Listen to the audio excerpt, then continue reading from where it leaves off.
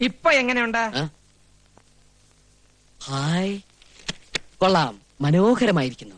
ഒരു കോലിൽ കുത്തി പാടത്ത് വെച്ചാ കാക്കയെ പേടിപ്പിക്കാം. അത്രയ്ക്ക് ജോറാണോ? വൃത്തിയേട്ടവനെ, മനുഷ്യൻ ഒരുപാട് ഭ്രാന്ത് പിടിപ്പിച്ചാണ്ടല്ലോ. ബാക്കിയുള്ള നെഞ്ചോടെ പടപടാന്ന് ഇടിക്കുക. പിന്നെ എല്ലാവരുടെയും നെഞ്ച് ഗുടഗുടാന്നാണ് ഇടിക്കുന്നത്. എടാ തെണ്ടിയിലാണോ സ്വാമിയുടെ വേഷം? എന്താ ശരിയായില്ലേ? ഒരു വൈപ്പ് മീശയോടെ വെച്ചാലോ?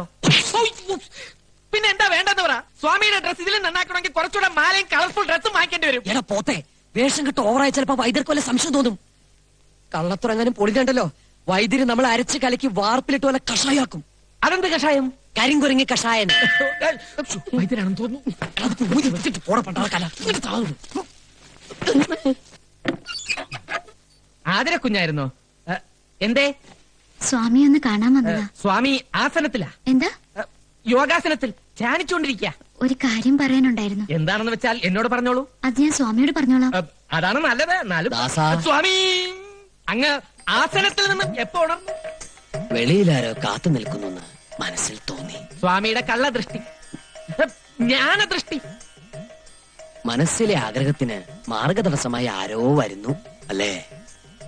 അതെ, എന്റെ മുറച്ചെറുക്കനാ. പക്ഷേ അറിയാം, ബാലഗോപാലിനെ ആദരിക്ക് ഇഷ്ടമല്ല. മനസ്സിൽ വേറൊരാളെ കുടിയിരുത്തിയിരിക്കുന്നു.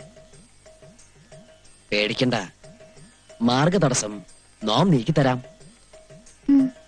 വിവാഹത്തിന് സമ്മതമല്ലെന്ന് മുത്തച്ഛന്റെ നാവുകൊണ്ട് തന്നെ നാം പറയിപ്പിക്കാം. അതെ, ആ ബാലഗോപാലിനെ എണ്ണ തേപ്പിച്ച് കുളിപ്പിച്ച് പതപ്പിച്ച് പുതപ്പിച്ച് ഇവിടുന്ന് പാഴ്സൽ ചെയ്തോളാം. എന്താ പോരെ? അത് നടക്കോ സ്വാമി? നടത്തിത്തരാം. തൽക്കാലം മുത്തശ്ശന്റെ മുത്തശ്ശിയുടെ മനസ്സ് വിഷമിപ്പിക്കണ്ട. വിവാഹത്തിന് സമ്മതമാണെന്ന് പറഞ്ഞോളൂ. ബാക്കി കാര്യം നാം ഏറ്റു.